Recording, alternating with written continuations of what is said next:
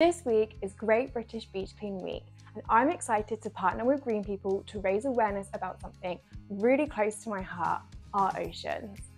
As a diver, I get the incredible opportunity to explore our underwater world, and it's honestly one of the most magical places on Earth. But over the years, I can't help but notice more and more plastic and rubbish where it just shouldn't be. Whenever I'm out on a dive or snorkel, I always try to pick up any plastic or debris I come across. Whether it's old fishing gear, plastic bottles, or bits of litter, it might seem like a small act, but every little bit makes a difference. Even when I'm on the beach, I make a point to remove any discarded fishing gear or trash left behind by beachgoers. I also try to make sustainable choices in my everyday life using eco-friendly products like those from green people that are not only great for me, but also kind to the environment.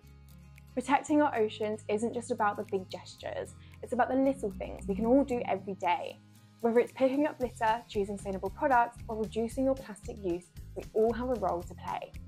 So whether you're out snorkeling, walking on the beach, or just making more sustainable choices at home, every bit helps protect our oceans and the incredible life within them.